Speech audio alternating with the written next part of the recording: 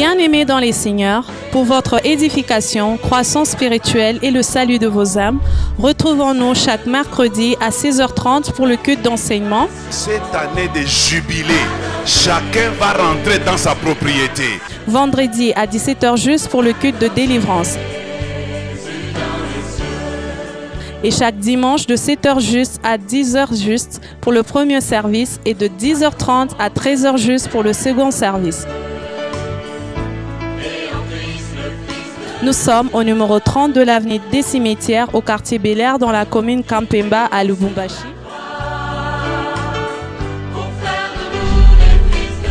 Cordial bienvenue à l'église Bread of Life Congo, paroisse mère, et que Dieu vous bénisse.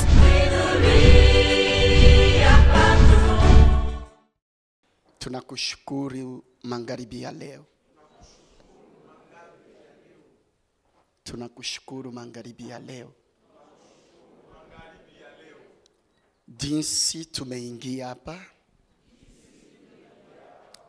unajua kila mmoja. Yule amekuja kutafuta uso wako unamjua, na yule amekuja kutupiganisha unamjua. Tunaenda kushusha moto kwa yoyote ameingia hapa kutafuta uso wako, asiondoke jinsi alivyoingia. Kama ni mgonjwa apokee uponyaji, kama ni mfungwa afunguliwe, na yule amekuja kutupiganisha, huu moto uchome kazi yake. Alianza kualika moto, karibu kwa maombi. Shusha moto. Hirakarabasiki rikurubusa karababababa shinda rokurubusa irikentu de prodes kalde rikurubusaka rikurubusaka rabasiki riboka to the by the closest saint shinta rokurubusaka rabasiki rikurubusa. Shusha moto, shusha moto, shusha moto.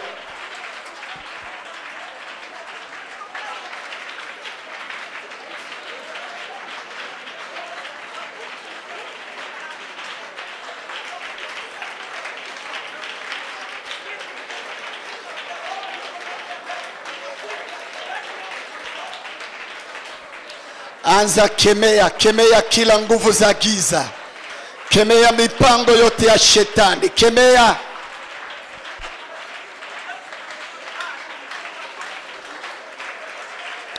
Amen. Ikae. Mettez-vous. Nous remercions le Seigneur pour sa grâce ce soir. J'ai l'habitude, avant de continuer avec l'enseignement, de faire une petite révision. Mais cette révision, je préfère que nous la fassions ensemble. Nous avions commencé notre enseignement le mercredi. Nous sommes en train de voir comment vaincre l'ennemi. Comment vaincre le diable. Nous avons vu que pour vaincre le diable, pour vaincre une bataille, il faut connaître les stratégies de l'ennemi. Et nous avions donné quelques exemples bibliques qui confirment qu'une fois que l'ennemi a été découvert, une fois que les stratégies de l'ennemi sont connues, il perd sa force. Qui peut nous en donner un exemple qu'on a donné le mercredi? Un exemple biblique qui prouve qu'une fois que l'ennemi est connu, vous allez directement le dominer. C'était l'exemple de qui? De Samson. Lorsque les Philistins ont compris que la force d'Israël c'est Samson, pour arriver à maîtriser Samson, ce qu'ils ont fait, c'est envoyer des femmes vers lui pour chercher à connaître quel est le secret de sa force. Et une fois que Samson s'était dévoilé, c'est le jour qu'on l'a récupéré. Donc lorsque l'ennemi est connu, son secret est connu, il perd sa force. Quel est le verset biblique qui nous donne raison dans ça? Quel verset biblique qui le confirme? Oui. Quel verset biblique qui montre, une fois que vous connaissez l'ennemi, il perd sa force? 2 Corinthiens 2:11. Qui peut nous lire ça rapidement? 2 Corinthiens 2:11. Rapidement.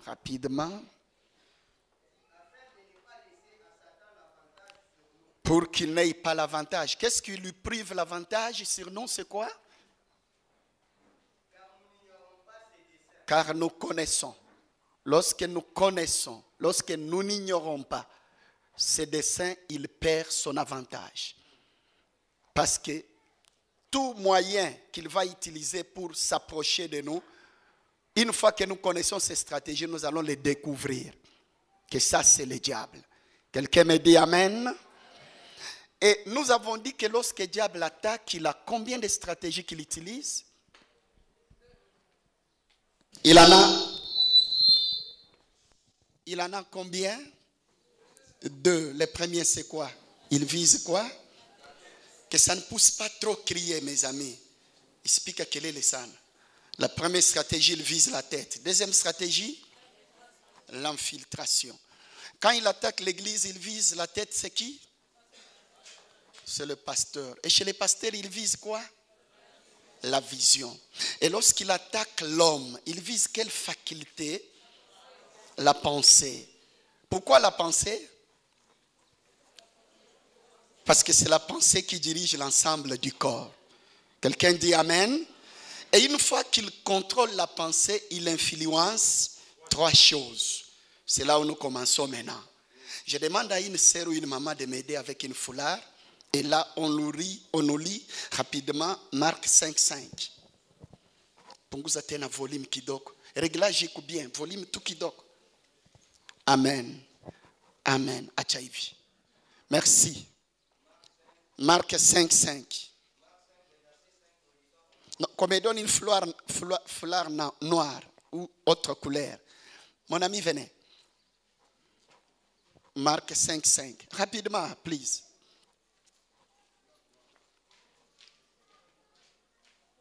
Noir ou autre couleur, ça va, merci. Regardez-moi ici, mes amis. Marc 5:5. J'ai dit ceci le mercredi. Celui dont il est question ici, c'est un fou. Qui est un fou? Un fou, c'est une personne comme toi et moi, dont sa pensée est sous domination démoniaque. Quand le diable veut attaquer, détruire, il vise la tête. Quand il veut détruire l'église, il n'a pas besoin de n'importe qui. Il vise celui-là qu'il connaît. Dès que je le frappe, tout sera détruit.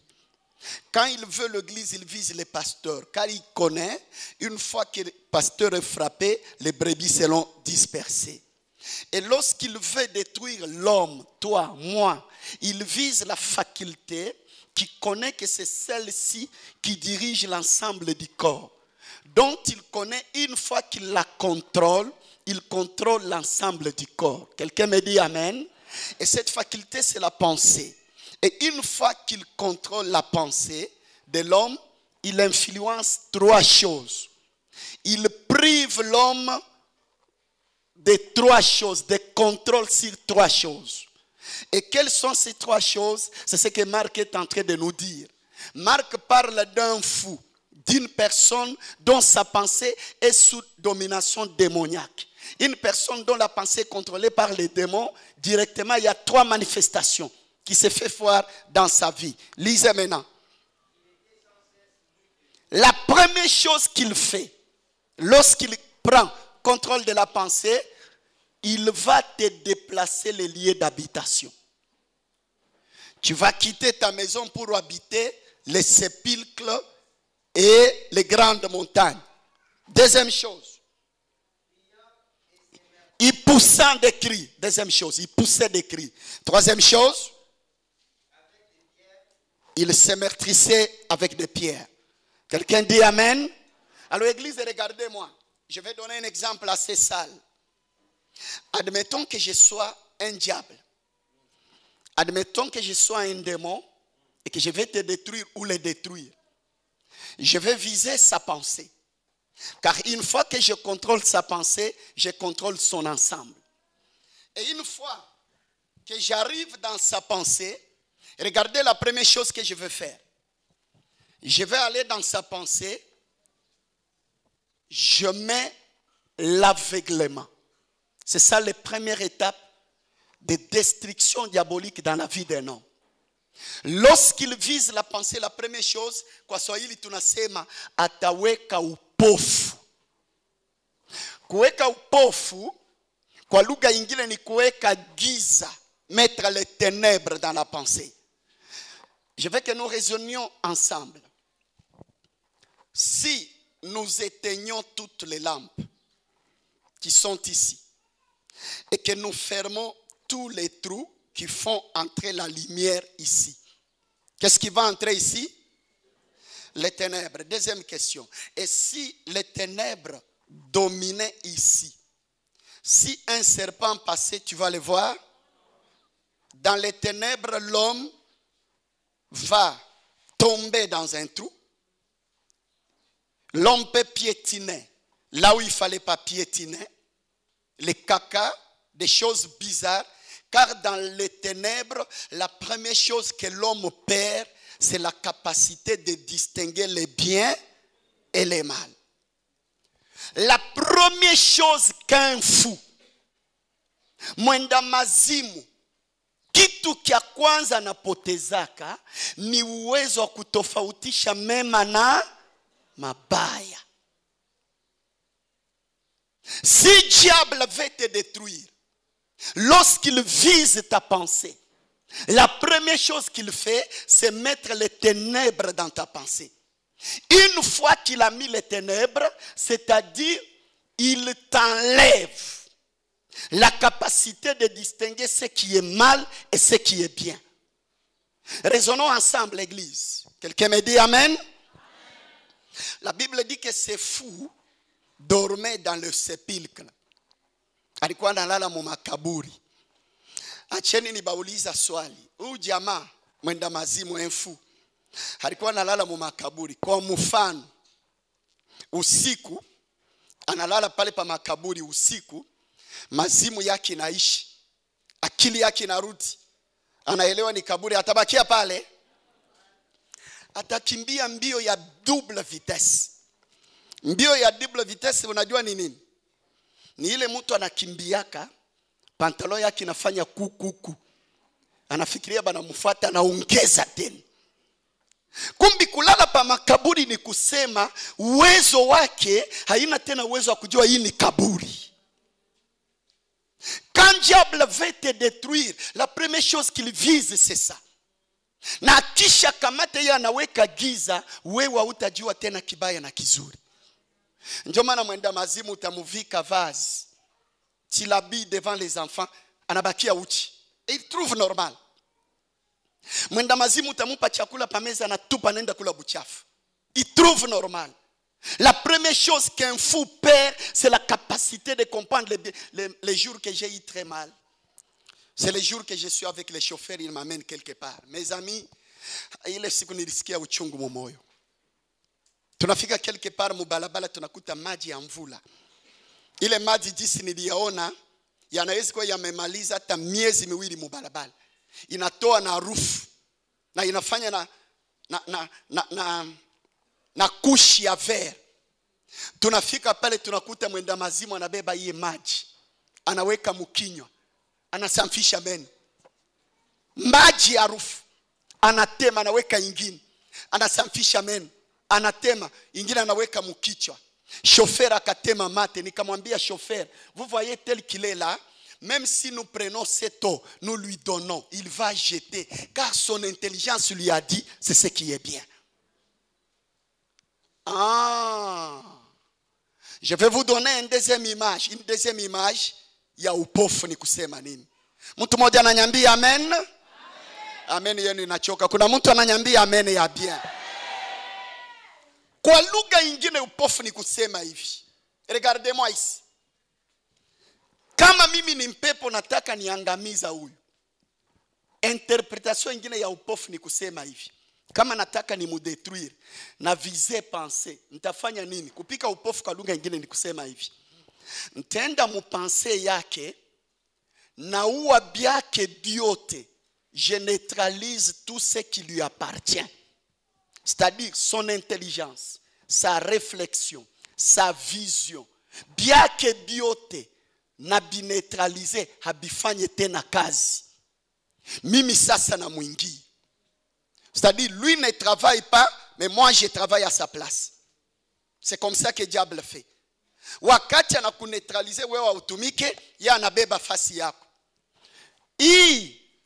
Kama hii mask ya noir yenye sisi sote tunaona noir, lakini wakati mpepo ananeutralize wewe utumike anabeba fasi yako. Kama ule mpepo anaiona ya blanc, utaiona ya blanc.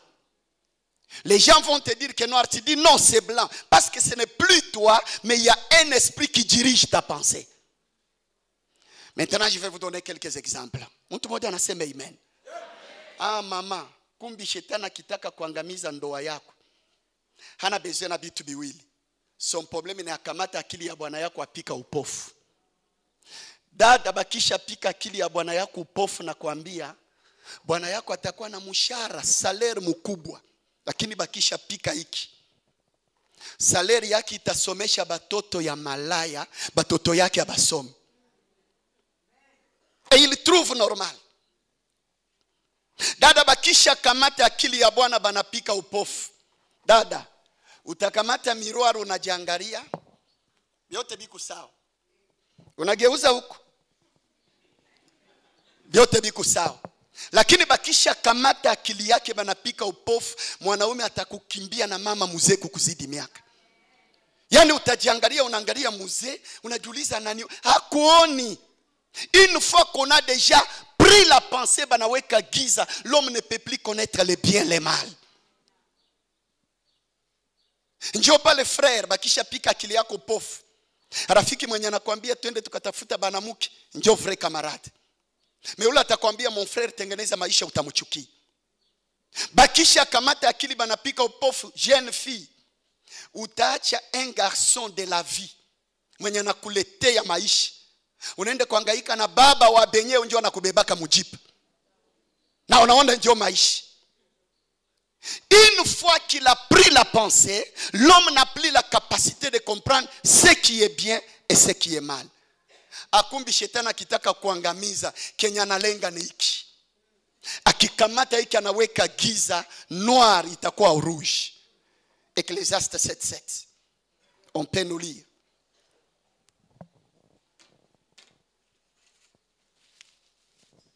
Ecclésiaste 7:7 inasema nini? Msomaji asome Korako. Vous savez que ça c'est l'enseignement. Il y a mercredi, je n'ai pas encore touché l'enseignement d'aujourd'hui.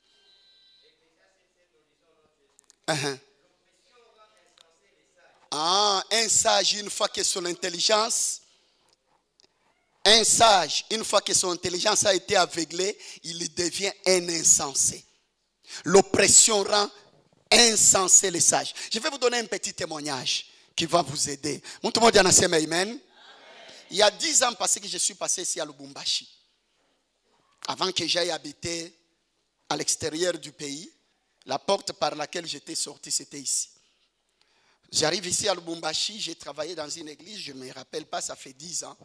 Quand je finis le travail, cette église m'a envoyé, m'a recommandé à Likasi. J'arrive à Likasi, je termine mon enseignement, c'était le 2e jour de mon enseignement.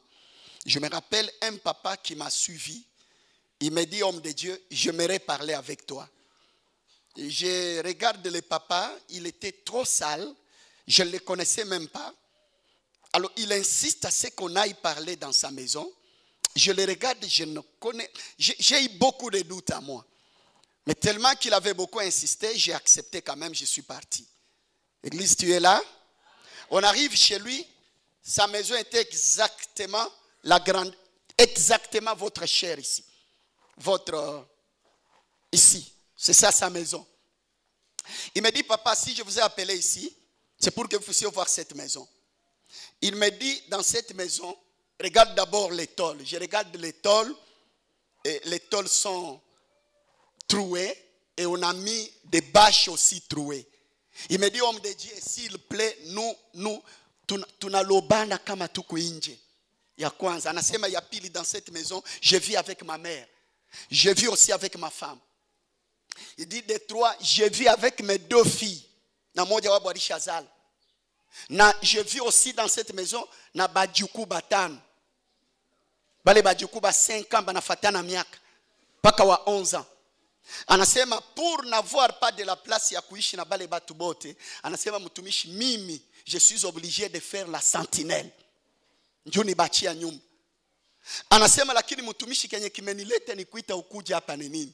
Anasema mtumishi, pamoja na nyumba hii unaona, mwanangu wa pili, sio wa nduku, ma fille propre, deuxième de la famille. Ananyambia, bon, j'ai compris que ses papas n'avaient pas étudié, c'est qu'il voulait me faire voir que sa fille était élevée. Mais ya akanyambia hivi, anasema ma fille c'est la deuxième personnalité de MONUSCO Congo mzima Kinshasa. Asema papa pamoja na nyumba hii. Anasema marafiki zake alioba invite Kinshasa wakati anapata ile kazi wale waliosoma nabo hapa Likasi, akabapatia kazi, bakakuja kunishukuru, papa asante mtoto wako anatupatia kazi. Anasema bote aliopatia kazi balishajengea baba yao. Lakini mimi angalia maisha yangu. Baba anaanza alia, anasema mtumishi, kama nilikuita njoo, nilisikia unatoka Kinshasa, njoo uone nyumba hii. Wakati utaenda ubeba numero yake muongeleshe. Nikamwambia papa, le problème de ton enfant ce n'est pas les numéros mais son intelligence a été. Unaona disi huko pale unaweza kujulikana na mtu mwenye akiongea neno sasa hivi maisha yako inabadilika. Lakini bakimupika upofu, anaweza kuwa baba yako, anaweza kuwa kaka yako, eko na uwezo wote, lakini bakimupika upofu, pesa yake itasaidia bapita njia mwe munateseka. Il peut aider tout le monde mais vous souffrez. Ndio maana naambiaka batu hivi, ukiona mtu mmoja mwenye angekusaidia akusaidia, usimchukia kwanza, prie d'abord pour sa pensée. Quand diable veut détruire, c'est ça ce qu'il vise. Même dans l'église. Dans l'église, ce qui est plus compliqué pour les diables, ce n'est pas de t'empêcher de venir ici. Ici, il te laisse venir. Ça ne lui dit rien. Son problème, c'est anesi kukwacha unaingia hapa. Lakini kila kitu anajua, iki ukijua iki, ukifanya iki utabarikiwa, anakufanya nini? Lorsque Jésus est né, Jésus était là. Mais qu'est-ce qui s'est passé pour Israël? Un jour, Jésus prêche, les apôtres viennent. Mais Seigneur, tu ne vois pas que tout ce que tu parles, ces gens n'écoutent pas, ne comprennent pas. Jésus leur dit, vous avez des yeux pour voir et les oreilles pour entendre. Mais eux, ils les regardent, ils ne voient pas, ils écoutent et ils attendent, mais n'écoutent pas, ne comprennent pas. C'est-à-dire, ils étaient là, mais aveuglés. Shetani anaweza kuacha unaingia hapa, ibada inaisha, leo kile kilikuwa ya nguvu, bakukiuliza barihubiri nini?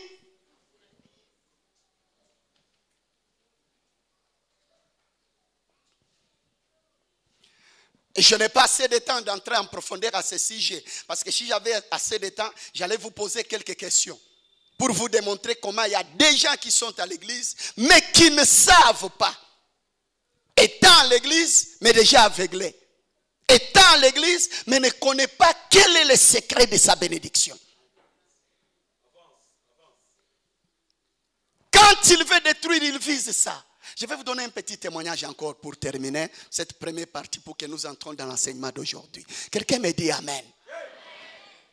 Je quitte Nairobi, j'ai une conférence à Goma. Je termine la conférence. Les jeunes garçons alipewa kazi ya kunipeleka kwa hotel na kunirudisha mukanisa. Les jours que j'ai parlé cet enseignement, tunatoka mukanisa kutoka tu kama hapa na pai nini Tinele hapa naona garçon anasimamisha gari. Anasimamisha gari, anaweka kichwa hivi pa volant. Quelques minutes, moi j'ai cru qu'il était malade, qu'il avait un problème. Anafanya hivi ku volant. J'ai 2 minutes, namupiga hapa. Frère, qu'est-ce qui ne va pas? Naona anase relever, anapanguza machozi. Il me dit, papa, tu m'as béni. Si je n'avais pas écouté ton enseignement aujourd'hui, j'étais en train de partir pour chasser ma femme. Pourquoi? Il me dit, papa, je suis marié. Ton Dieu m'a fait grâce. J'ai des activités commerciales. J'ai une boutique d'habillement. Et à cause de la clientèle que Dieu m'a donnée, je ne passe jamais 2 semaines au Congo. Je suis souvent à cheval entre Congo et les pays étrangers. Papa, alors que pendant que je pars, ma femme reste toujours avec un garçon. Papa, batu bananyambia na mimi sitaki baamini. Na kwa sababu sipende kubaamini, garçon anafungula telefone. Anasema, papa, wakati bana remarke si waamini, angalia kenye banafanya. Kumbi bajamani benye kuona mwanamke anafanya mapenzi na ule garçon, bakabapika picha, bakamsukumia kwa WhatsApp. Jamaa anafungula telefone, ananionyesha picha ya mke wake anafanya mapenzi na ule garçon. Ananiambia, anasema, papa, toka niona hii. Niko nasikia tukilala naye naona kama ni mchoma kisu akufe au ni muue nijua na mimi. Asema, papa, nilipenda mke wangu sana. Anasema, je te le jure, homme de Dieu. Et c'est vrai, ce qu'il m'a dit c'était vrai. Parce que le jour que ce garçon est tombé en impudicité, il m'a cherché. Il m'a appelé, j'étais à Kampala à ce moment-là, pour me dire, papa, je suis tombé. C'est-à-dire, malgré ma navette, il est fidèle à sa femme. Il dit, papa, je suis jeune. J'ai de l'argent. Tunasafiri na batu tunajichunga. Mais mon amour qui angalie Kenya amenifanya. Quand il me dit ça, je lui dis, va m'appeler ta femme. Venez me voir à l'hôtel. Banafika kwa hotel na baikarisha mu salon ya hotel. Na mwambia mwanaume, tu peux répéter ce que tu m'as dit devant ta femme? Il répète tout. Il termine, je pose la question à la femme. Est-ce que ce que ton mari dit c'est la vérité? Hapana papa, anafata maneno ya batu. Naambia mwanaume, ingia mshambre, niachia telefoni yako. Anaingia mshambre, nafungua telefoni, namuonesha ile place. Huyu ni nani? Mimi papa. Unafanya nini? Anaangalia chini. Ndio namuuliza, dada, huyu kijana mwenyewe mnafanya naye anafanyaka nini? Oh papa, ni etija. Namwambia, dada, unaweza kunionyesha picha yake mu telefoni yako? Ananionyesha picha ya kagarso kamoja hivi. Namwambia, dada, sasa tuache kwanza bia kiroho. Kamwambia, dada, twende mu bia mwili. Nikamwambia, jinsi tu nimeona bwana yako, tusimamisha tu bwana yako hapa. Njoo bote ni bajeni. Kamwambia, tusimamisha bwana yako hapa na huyu garso hapa. Tusiambia badada bwana yako anatembelea jeep. Alishajenga nyumba ya etage. Ana biashara kubwa, tusibambie. Tubambia tu de garso anatafuta banaume, mwanamke wa kuoa. Tuambia badada mshiwaziri. Nikamwambia, dada, kwa beauté. Ça veut qu'il y a des hommes beaux. Nikamwambia, kwa beauté tu. 99,9 fois 9. Batachakua bwana yako. Unataka nini? Mwanamke anazalia, papa, sielewe. Nikamwambia, bana kupiga nini? Baki kupika upofu, utaacha mwanamke wa maana unahangaika nje. Utaacha mwanaume wa maana unahangaika nje. Un fou, la première chose qu'un fou perd, kitu kia kwanza mwenda mazimu anapotezaka ni uwezo wa kutofautisha mabaya na. Kumbi jamaa alikuwa kama anafika kunyumba anakosa usingizi. Akifika pa makaburi njoo anaona kitanda sasa. Njoo analala vizuri. Bakisha kamata akili yako banapika upofu. Kaburi njoo itakupatia usingizi. Kaburi ni nini? Bitu binakuangamiza. Des choses qui n'ont aucun avantage. Des choses dans lesquelles tu n'as aucun avantage. Njoo utafurahia. Mbona mnaniangalia vibaya sana? Mtu mmoja afanya hivi, tuendelee. Jeune fille. kijana mtoto. Kumbi shetani akishakamata hiki, mama yako akikukonseye ndio unasema mama nipende. Mama hakupendi. Kabla nitoka Nairobi nimeacha mtoto wa masiku mawili. Bana mtupa msashe. Katoto kanalia kanachoka kanabakia tu kinywa wazi keko napumuzika maizi naingia humu mote. Batu banakazunguka banalia. Baadaye mama moja anafungua njia anabeba kale kabebe anaenda nako, lakini wako mama nakulinda miezi 9 tumboni. Amekulea mpaka leo. Njoo amekwambia mwanangu achana na huyu garçon, unasema mama nipendi. Baki kupika upofu, mabaya njoo itakuwa mazuri. Je déclare aujourd'hui que tout celui dont la pensée était liée soit libéré au nom de Jésus. Sasa siwezi nikaendelea sana hapo. Mambo ni matatu.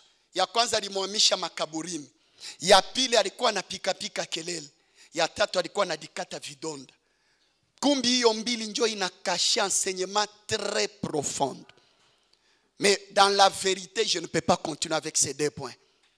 Kwa sababu leo nataka nigusia kidogo famille. Na tuingia mu délivrance. Ce qui est vrai que masiku yetu ni machache na masaa nayo ni madoko. Sasa je ne peux pas faire autrement. Kumbi kwa leo nakachia kwa hii moja na hii mbili imebakia, je ne sais pas si on aura le temps de le voir, mais je veux quand même qu'on touche aussi la famille. Alors je te supplie de te lever pour que nous puissions prier 1 minute avant d'entrer dans la famille. Merci mon ami. Ou c'est toi-même, ou c'est dans ta famille, ou il y a une personne yenye ukimwangalia unaona kama akili yake badisha ibeba.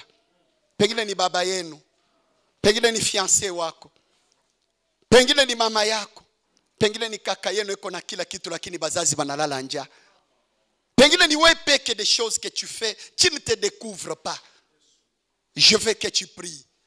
Une bonne nouvelle que c'est fou. Le jour qu'il a croisé Jésus, son sang s'était revenu. Et Jésus est présent ici ce soir. Lève tes 2 mains en l'air. Dis avec moi, Seigneur. Ongeza sauti, Baba. Nimeelewa shetani akitaka ngamiza binadamu. Analenga mawazo. Na akikamata mawazo anamnyang'anya mtu uwezo ya kutofautisha mema na mabaya. Baba, naomba magharibi ya leo moto wako ushuke juu ya mawazo yangu. Kila upofu shetani aliweka ndani mwangu yondoke. Angaza mawazo yangu, angaza ufahamu wangu. Inua sauti, anza kuita moto, shusha moto. Omba, omba, omba, omba.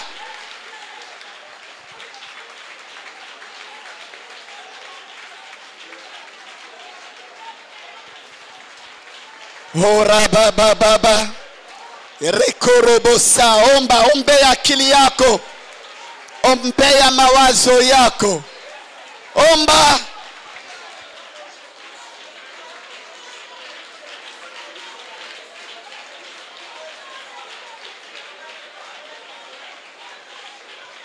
Ora karabasa karababa.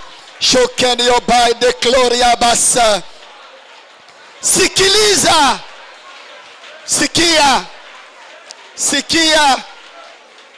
Sikia. Mikono iko juu bado. Pengine mfami kuna mtu mwenye akili yake badisha beba. Taja njina ya huyu mtu. Citez son nom. Envoie le feu sur lui. La Bible dit nous sommes capables de ramener les pensées captives à l'obéissance. Kila mtu mfami mwenye akili yake baliibeba leo ifunguliwe. Pendant que je parle, le Saint-Esprit me dit kuna batu batakuwa touché. La main de Dieu est en train d'agir. Allez, achilia moto sasa. Tuma moto. Oraba karababa. Shanda rabaya korobo. Rebo saka.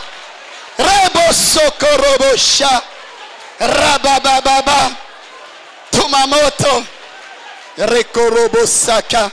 I want de bricloria baseke. Rekorobosa. Ribosaka. Rabasaka. Shanda rebobobobo. Igel de rabaskaria bashike. I want de kenyoba. Shanda rabababa. Ikerio bosque to the loses. Rabashe. Amen. Mettez-vous. Mettez-vous, on continue. Tumeelewa shetani akishambulia kanisa analenga kichwa ni pastor.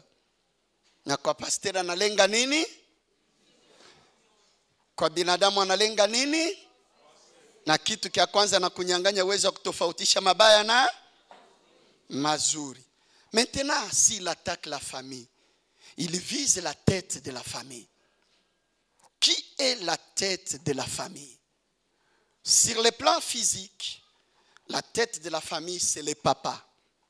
Mais rappelez-vous qu'Éphésiens nous a dit, nous n'avons pas à lutter contre la chair et le sang, mais nous luttons contre les esprits. Or, ça veut dire, sur le plan physique, la tête, c'est le papa. Or, le combat que nous avons est spirituel. Kumbi babaya kumbele ya shetani hawezi kufanya kitu. Kumbi sur le plan spirituel, la tête, ce n'est pas le papa. Je vis un papa qui a réussi à bien éduquer les enfants, les scolariser, mais il est incapable de chasser les démons de pauvreté dans leur vie.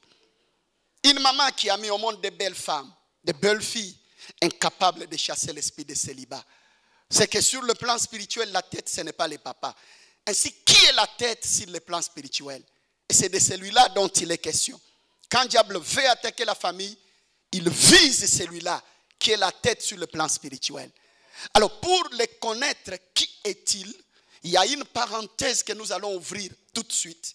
Et partant de ces parenthèses, nous découvrirons qui est la tête de la famille. Quelqu'un me dit Amen? Exode 17, 11. Exode 17, 11. Oh, que Dieu nous fasse grâce. Si je pouvais avoir le temps de dire tout ce que j'ai à dire à ce sujet, je ne sais pas. Mon ami, venez rapidement. Attends.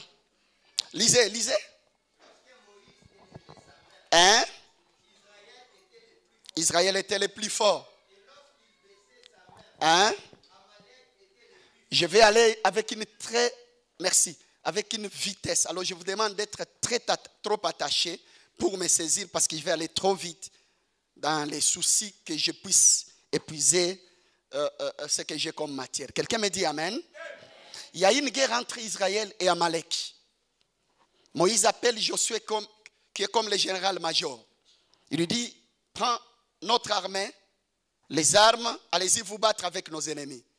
Josué se soumet, il prend les armes, il descend dans la bataille. Mais lorsque Josué s'en va dans la bataille, il y a quelque chose qui me surprend. Celui qui a envoyé Josué, c'est qui? C'est Moïse.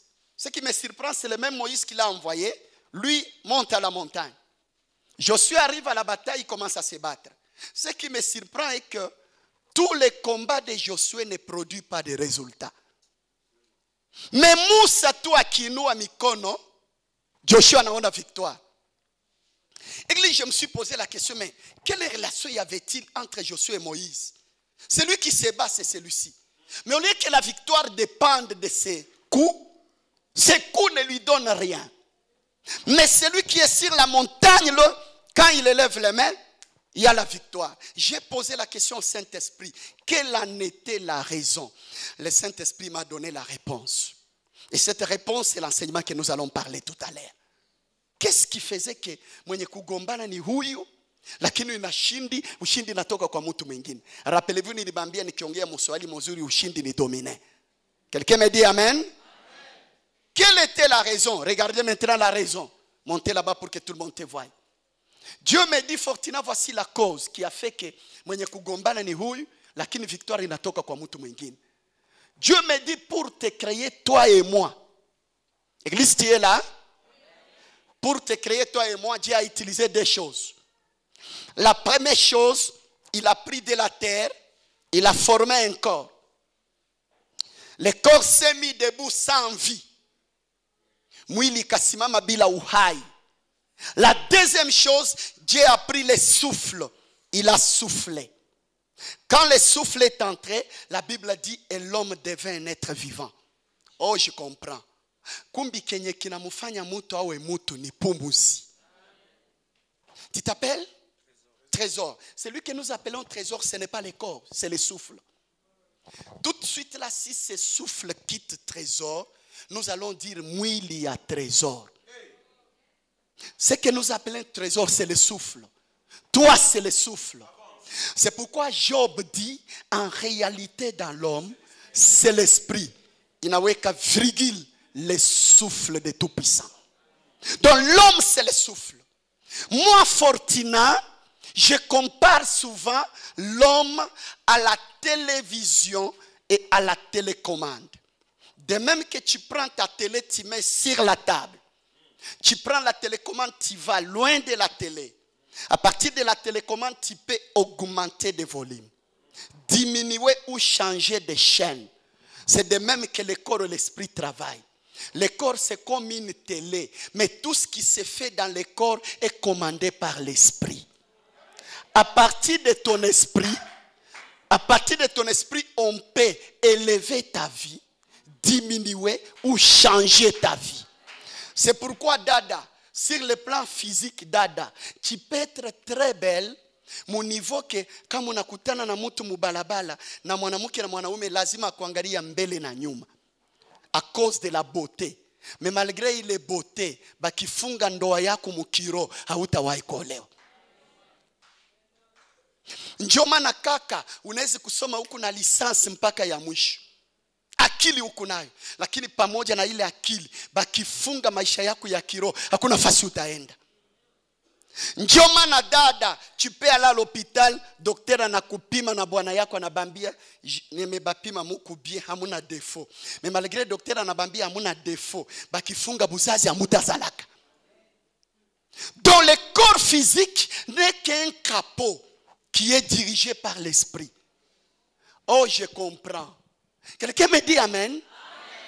Qu'est-ce que je comprends? Je comprends ceci. Huyu kijana kitaka barikiwa, baraka haingiaka mwili hapana. Kijana huyu kitaka barikiwa, baraka inaingiaka munafsi yake. Nafsi kibarikiwa ina influence mwili.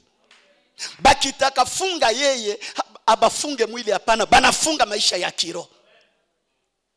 Donc, c'est là où Jean dit, je veux que vous prospériez à tous égards et que vous soyez en bonne santé comme prospère l'état de votre. Tout doit commencer en esprit. Ah, je vais vous donner un petit témoignage. Lakini naona kama mnachoka sana. Kama uko hapa fanya hivi tuendelee. Je vous donne un petit témoignage. J'ai une conférence à Uvira. Je termine ma conférence. Parmi les gens qui sont venus m'écouter, il y a un jeune garçon qui a été invité. Après qu'il touché par le message, il vient me voir. Il me dit, homme de Dieu, j'aimerais parler avec toi. Accorde-moi la grâce. Je lui dis, parle mon ami. Il me dit, homme de Dieu, tel que tu me vois, je réussis à tuer un homme dans ma vie. Mais après l'avoir tué, je n'ai jamais confessé. Mais aujourd'hui, quand tu prêchais, j'ai manqué la paix, je vais parler. Je lui demande, tu as tué qui? Il me dit, j'ai tué mon beau-père. Mais pourquoi? Il me dit, cet homme était la cause des conflits dans ma maison. Chaque jour, je me bats avec ma femme à cause de lui. J'essaie de le conseiller, il ne veut pas écouter. J'ai décidé de le faire quitter le monde. Comment a-t-il fait? Écoutez ce qu'il me dit. Je vous donne ça pour vous faire voir comment le corps fonctionne. Je lui dis, comment tu l'as tué? Jamaa ananiambia alienda kwa nganga wa kienyeji. Nikiongelea nganga wa kienyeji, Mswahili ya kwetu ni mfumu. Anaenda kwa mfumu, anasema mfumu akajaza maji mu bassin. Akauliza garçon, jina ya baba muku. Garçon akamwambia. Garçon anasema, papa, wakati nimemwambia jina ya baba muku, mfumu akaanza ita ile jina. Anasema, papa, wakati anaita ile jina, mimi nilikuwa live. Sikufunga macho, je voulais connaître, j'étais curieux de connaître ce qui va se passer. Asema papa naangalia mwile bassin, naona baba mko anatoka mu bassin. Mfumo anamwambia unje unataka akufe, kijana anasema ni yeye. Mfumo anamwambia tazama uwe siri, anasema niku siri ni yeye. Mfumo anamuuliza unataka kweli akufe, kijana anasema ndio. Ndio mfumo anampatia kisu. Anamwambia kama unataka kufa umuue sasa. Kijana anasema papa nilibeba kisu nikamchomeka huyu mtu alikuwa mbassin. Nikaona maji yote yanageuka damu. Nikamuuliza baada ya kumchoma kisu alikufa siku gani? Anasema le même jour il est mort papa. Alikufa je? Anasema papa mu minute niko kwa mfumu, niko na mchoma kisu. Huyu papa alikuwa ka chauffeur. Kazi yake ni bale banabebaka batu Uvira peleka Bukavu. Ni kama hapa Kasumbalesi. Anasema mwili minute mimi na mchoma kisu kwa mfumu, mwile dakika yeye alikuwa anaendesha gari. Ni kusema abilia bakilia, balikuwa naona chauffeur anaendesha gari. Jinsi unaniona hapa, banaona mtu anaendesha gari, or pendant que banaona mtu anaendesha gari, esprit yake mwile minute iko mu bassin. Oh, j'aimerais informer à quelqu'un ce soir. Acha kujivuna kwa sababu ya mwili. Mwili sio wewe. Mwili yako inaweza tembea hapa tunakuona hapa, kumbi maisha yako iko kwenu ku village. Ça c'est un capot. C'est pourquoi moi Fortina, kama bananiuliza mimi Fortina, ni définir qui est l'homme. Mimi nasema que l'homme c'est un esprit qui habite une vase. Et le vase c'est le corps. Toi tu n'es pas le corps, toi tu es un esprit qui habite une vase. Mwili yako inaweza kutembea hapa, kumbi maisha yako iko hapa. Nikamuuliza kijana sasa alikufa je? Kijana anasema papa wakati anapeleka tu batu Bukavu, anabeba ba Bukavu anafika na butu Uvira. Anashusha tu bakilia. Anaanza safari ya kwenda kwa nyumba yake. Anasikia mwili yote kama mtu banamupiga na inauma. Anafika kwake anambia mke wake, nasikia vibaya sana. Nataka uniwekea maji, naenda kulala kidogo, nishofele maji. Ukiweka maji mudushi ndio unilamushi. Kanisa mama anaenda kushofe maji, nenda lamusha bwana yake, mtu alishaenda. Quand il m'a dit ça, j'ai beaucoup crié sur lui, mais j'ai demandé pardon, le mtu anakuja kutubu. Et c'était le jour que j'ai recevais les gens. Le premier c'était lui. Deuxième c'était une jeune maman. Troisième c'était une maman, une vieille maman. Naona mama moja anakuja anavuta miguu, anacheka na furahi. Ananiambia anasema mtumishi umenibariki sana. Toka umeanza enseignement yako nimebarikiwa. Vous savez quoi? Ici chez nous c'est parce qu'on a peu de jours. Et parce que nous avons commencé mercredi. Ningeanza na mwei lendi. Pa kusema tufika leo. Mungekalia nje. Yani hapa ungepata fasi. Ananiambia anasema papa nimebarikiwa sana ndio maana nimeleta familia mzima. Bote beko hapa. Namwambia mama unaleta familia, anasema ndio hata huyu kijana huyu. Huyu umempokea wa kwanza ni mkwe wangu. Wakati mama anasema ni mkwe wake nikaelewa mwenye alifariki ni nani? Pour vérifier l'information, je pose la question à la maman. Mama, bwana yako alishaka kufa? Anasema ndio papa. Alikufa kifo gani? Sikia jibu ya mama. Alikufa kifo kia Mungu kabisa. Nikamhurumia sana. Il y a des choses qui t'arrivent, unawekea Mungu kumbi sio Mungu. Donc je te dis ça pour te faire voir que mwili ni vase. Kila kitu kinapita muronjo kinafikia mwili.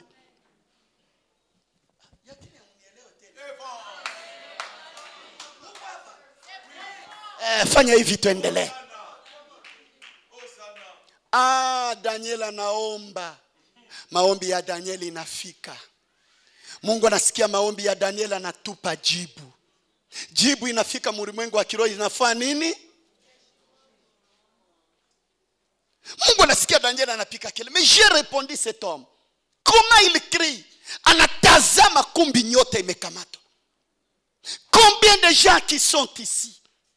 Kumbi mu spirituel barisha kamata. Mu spirituel, il y a un esprit. Et la Bible dit quoi sur Daniel? La Bible dit, dès qu'il a commencé à prier le premier jour, Dieu avait déjà envoyé la réponse. Kumbi mu monde spirituel kuku na ma esprit de retard. Yenye baraka inakuja inabloke. Ok, maintenant rentrons dans l'enseignement. Je comprends maintenant. Wakati Musa anambia Yoshua uende ukagombana, Joshua anashuka kwenye vita. Lakini Joshua anaenda kwenye vita, Musa mwenyewe anarudia tena, anapanda kumulima. Pourquoi Moïse a fait ça? Moïse avait compris que le physique dépend des spirituels. Si la victoire n'a pas encore été atteinte dans le spirituel, elle ne peut pas s'obtenir dans le physique. Et c'est là où moi et toi on a échoué. Kwa sababu mimi na wewe tunafikiria ka ushindi inaanzia mu physique. Wakili anaangalia akili yake anasema mimi na hii akili nitaresir. Wa ma relation anaangalia ma relation anasema ma relation itanipa ushindi. Je t'informe aujourd'hui tu peux être connu même de Tshisekedi. Mais si on lit la vie spirituelle hakuna fasi utaenda. Moïse a compris que malgré bataille ya Joshua, kama ushindi haijapatikana mu spirituel hakuna kitu. Et Joshua est descendu, il a commencé à se battre. Na huyu Joshua mwenye niko nasema hapa, mwenye alikuwa anagombana hakuna kitu mpaka Musa apandisha mikono. Usimuona kama rafiki yako Joshua. Kwanza Muisraeli njuba kushwaziri wewe usimamie armée, wewe mtu wa namna gani? Ndio Muisraeli un seul militaire avait la capacité de donner un coup, inaua batu mingi tuko hapa. Un coup, tue 300 personnes. Parmi des gens comme ça, on te choisi usimamie ya jeshi. Wewe ni mtu wa aina gani? Mais un homme comme celui-là, mtu alisimamisha jua, anapambana zero. Wewe unaamini nguvu yako itafanya nini? Oh, je suis allé comprendre une chose. Kumbi kwa kila kitu tunafanyaka, le combat se passe sur deux dimensions. Sur la dimension physique et spirituelle. Josué était allé vers le combat physique. Oh, je bénis le Seigneur parce que français inasema bien. Français inasema la vie c'est un. Kumbi kila kitu unafanyaka mumwili ni combat. Masomo ni combat. Maisha ndoa ni komba. Biote unafanya mwili ni komba. Lakini komba physique hawezi kuresir kama hujaresir mu spirituel.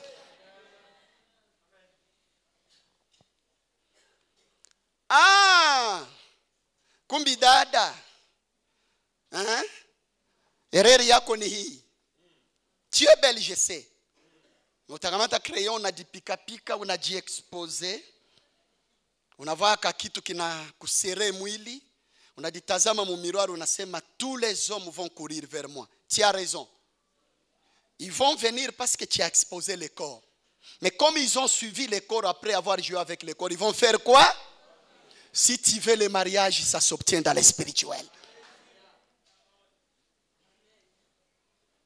Il fallait Musa panda mukiro.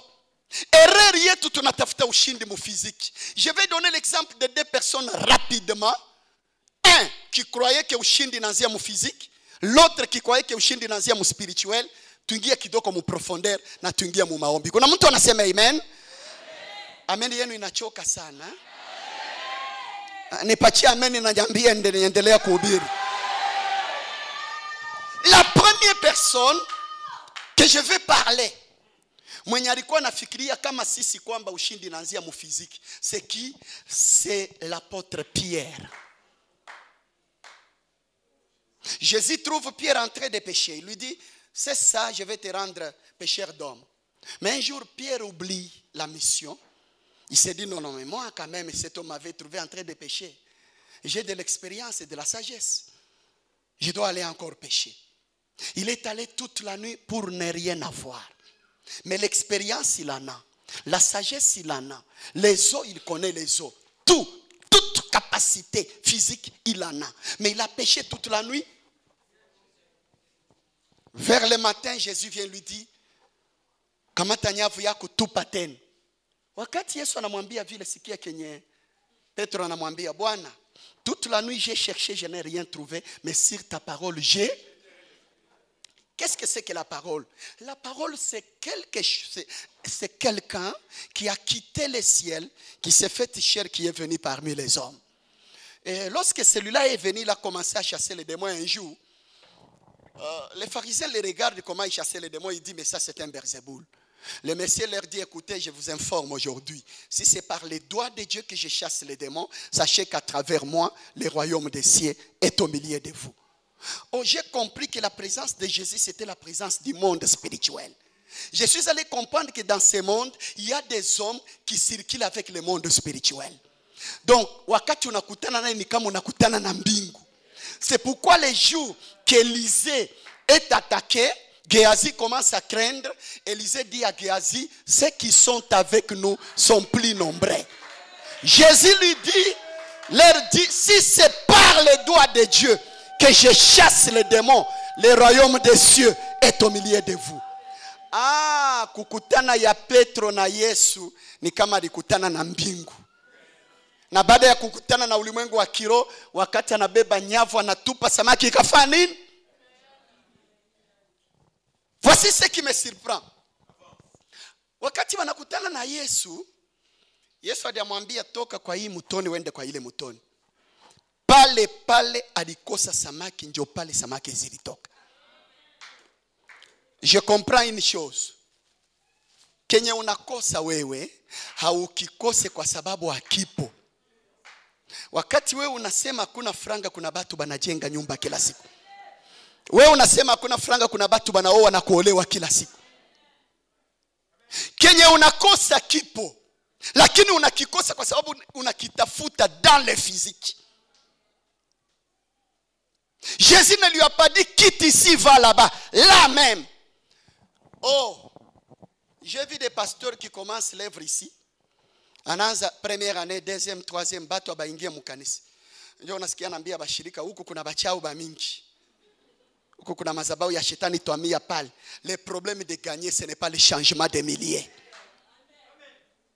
Sio kubadilisha mtoni. J'ai vu dada anaanza mapenzi na Gilles.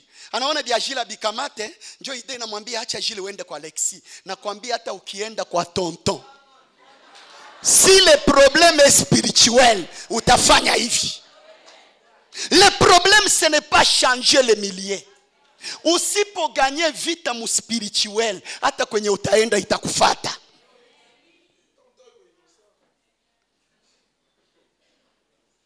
Pambana na maisha. Entre dans le spirituel. Deuxième personne que je vais parler rapidement. Vous savez, je suis en train de sauter beaucoup de choses, faute du temps. J'ai un mal. Je parle trop, moi, hein, comprenez-moi. Quelqu'un me dit amen. Suivez-moi. Deuxième personne, c'est qui, lui qui connaissait le secret spirituel, c'est Jésus-Christ. Église, regardez comment était la vie de Jésus. Quelqu'un me dit amen. Amen. Amen. Est-ce que unajua kwanza niko na roho mzuri sana mimi? Nina roho mzuri sana. Kuna batumishi walipewa neema. Kama nahubiri anasema neno moja anasema haleluya, mnasema amen. Neno ingine moja haleluya mpaka mnachoka amen. Mimi nabachia muda mrefu sana. Bwana Yesu asifiwe. Hivyo ndio.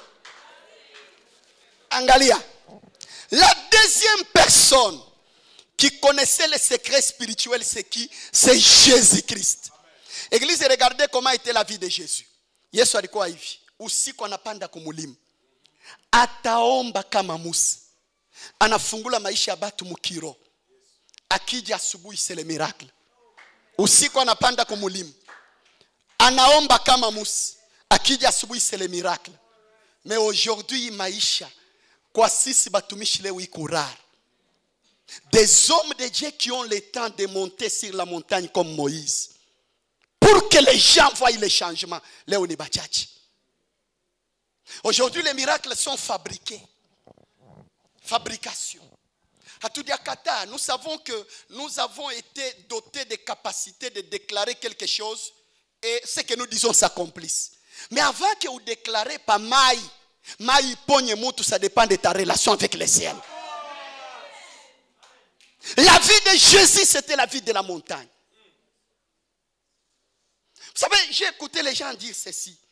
Yesu alishinda vita kumsalaba. Qui t'a dit ça? Jésus n'a jamais gagné sur la croix. Vita vya msalaba Yesu anabipigana Gethsemane. Wakati anaona vita vinakaribia, anaambia Petro, twende tukaombe. Banaenda mbele, Yesu anapika magoti. Anaanza maombi. Njoo banamuletea kikombe ya mateso atapitia msalabani. Njoo anasema Baba, kama inakupendeza niondolee. Après anasema ifanika kwa mapenzi yako. Lorsqu'il a commencé à se battre, ces jours-là, la Bible dit sueri yake iligeuka kama jasho, kama damu. C'était ces jours-là au Gethsemane. C'était en ce moment-là qu'il se battait. Wakati anapata ushindi Gethsemane, wakati wanampeleka kumsalaba, il n'allait pas se battre, il allait accomplir ce qu'il avait déjà gagné.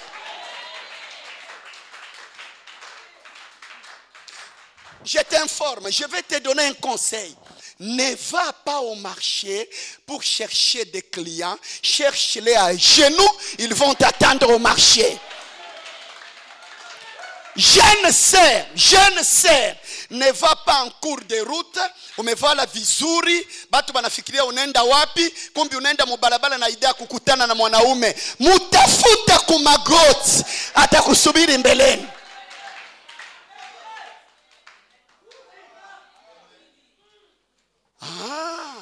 Mes amis les chantres, tu chantes bien, mais je vais t'informer que ta voix n'a rien de moindre par rapport à ceux qui sont connus aujourd'hui. Mais le problème c'est que tu n'as pas encore percé dans le spirituel. Oh, ce que nous désirons, cherchons-les dans le spirituel. Là, dans le spirituel, c'est là où commence le ministère. Dans le spirituel, c'est là où commence le succès. Je vous donne des petits témoignages. Je regrette parce qu'il y a un verset que je voulais fermement lire. Un verset qui allait vous démontrer bibliquement comment physiquement tu peux être ici, mais spirituellement tu n'es pas ici. C'est écrit dans la Bible. C'est là où d'ailleurs il y avait mon enseignement. Mais je regrette parce que je ne saurais pas les lire. Faute du temps parce que nous devons prier. Mais j'aimerais juste vous donner des petits témoignages. Quelqu'un me dit Amen?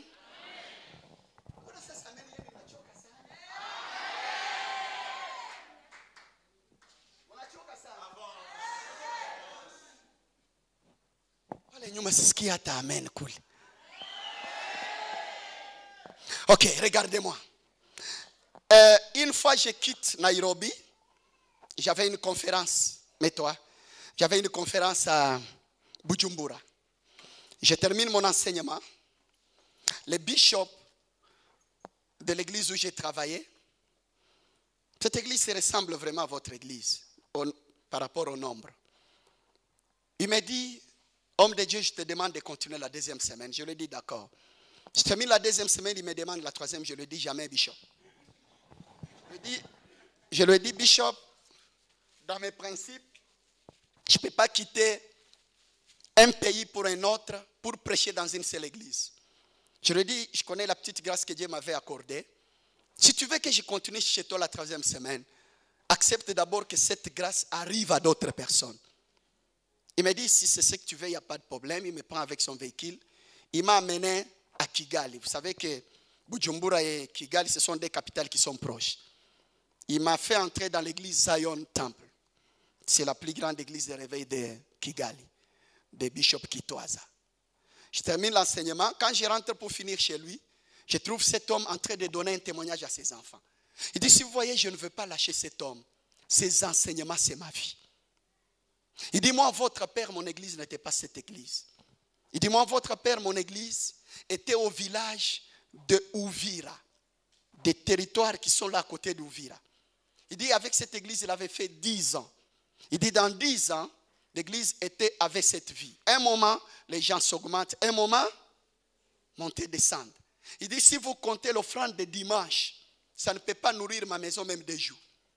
Il dit, avec cette église-là, si je prie pour quelqu'un qui est béni, anaenda mukanisa ingine. Quand il n'a pas la vie, il est fidèle à l'église. Il dit, il a souffert avec cette église longtemps. Une fois, il s'est décidé, il était pasteur, il priait pour les gens, mais pour que sa maison trouve à manger, il fallait qu'il puisse pêcher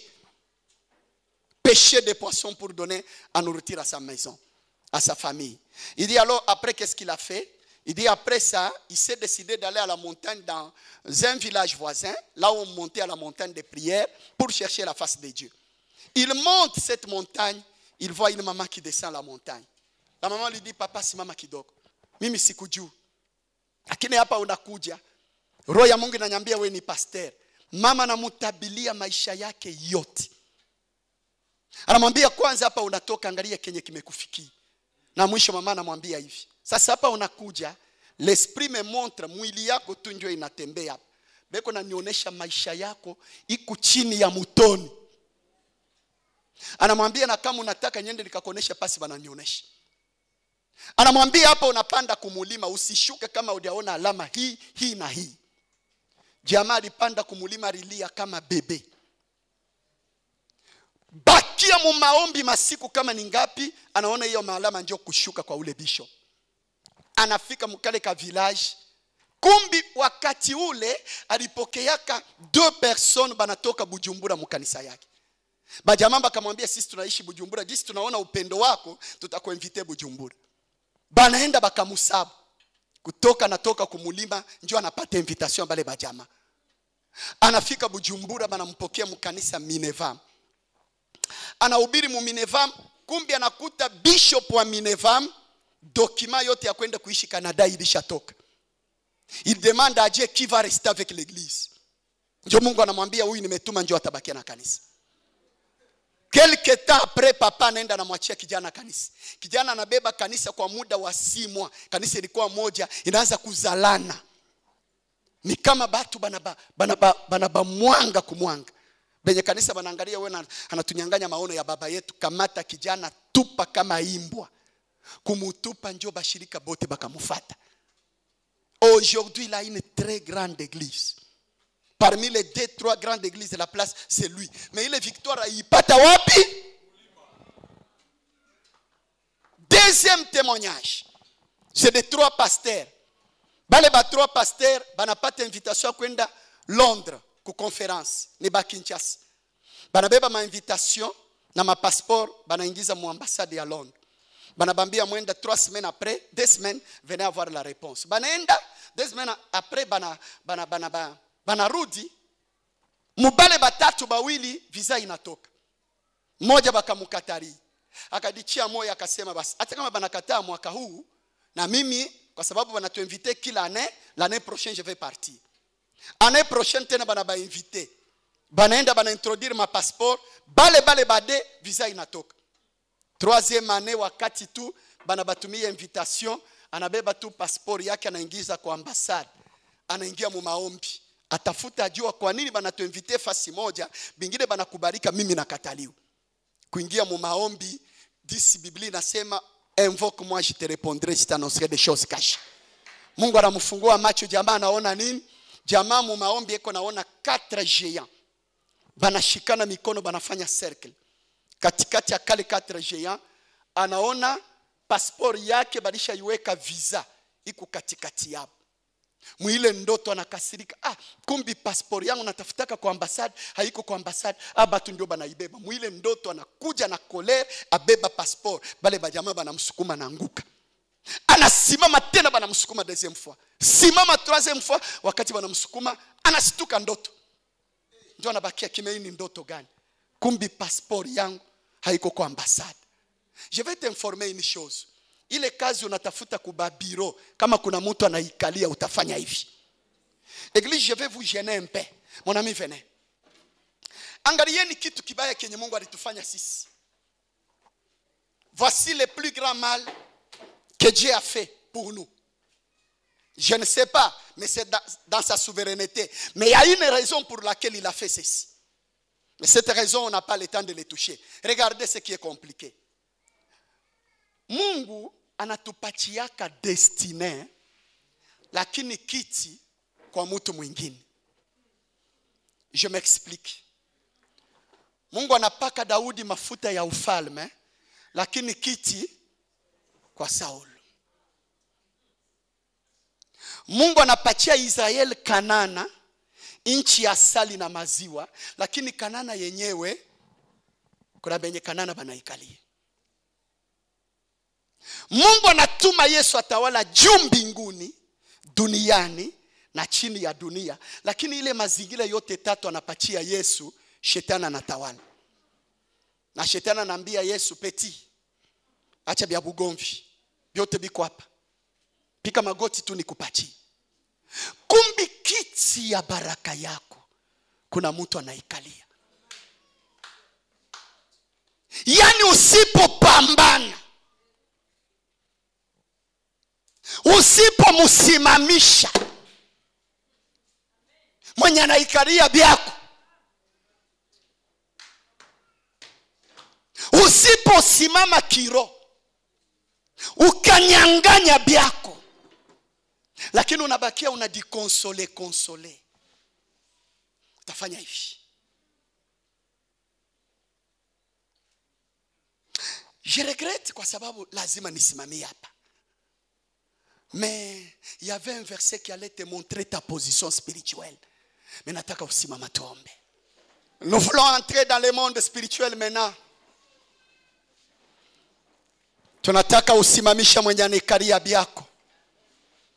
Na sikwambia kesho, leo sasa hivi kuna mtu anaenda kurekipere byake leo.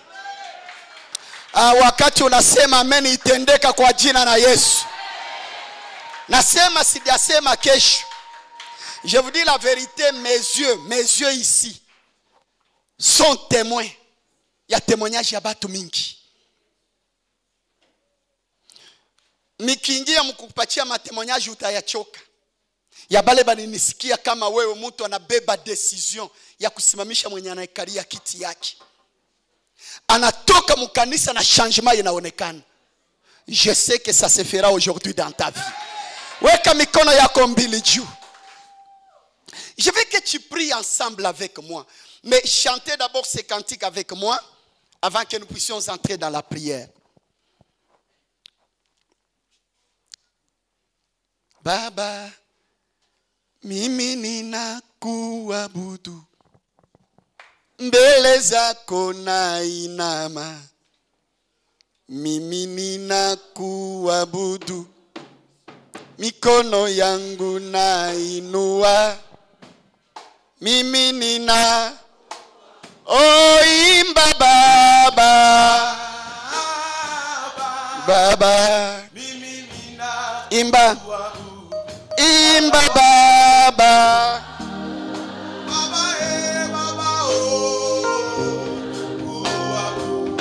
mbele zako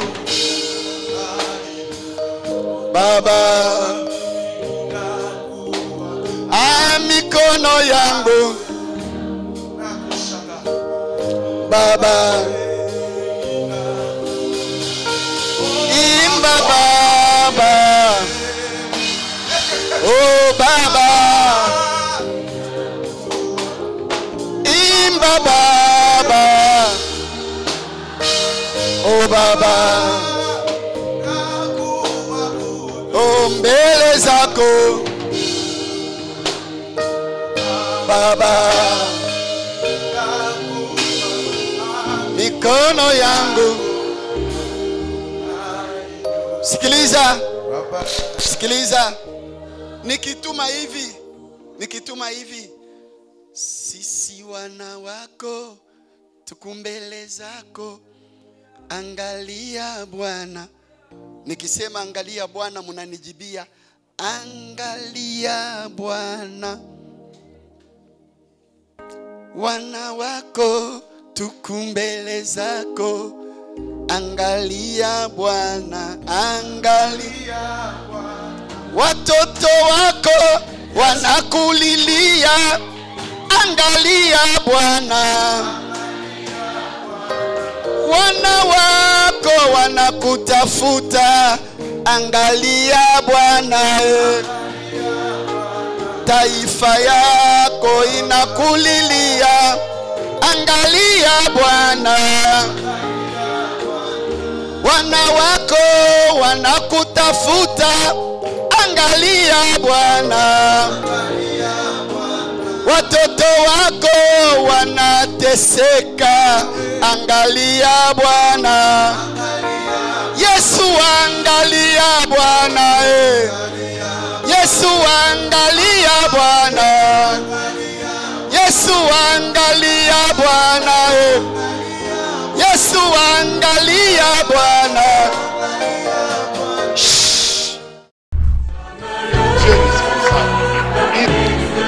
Bien-aimés dans les Seigneurs, pour votre édification, croissance spirituelle et le salut de vos âmes, retrouvons-nous chaque mercredi à 16h30 pour le culte d'enseignement. Cette année de jubilé, chacun va rentrer dans sa propriété. Vendredi à 17h juste pour le culte de délivrance.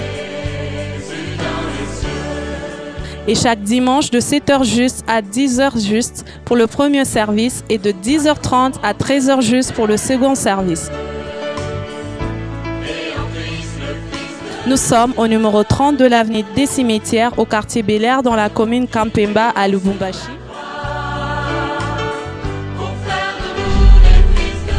Cordial bienvenue à l'église Bread of Life Congo, paroisse mère, et que Dieu vous bénisse.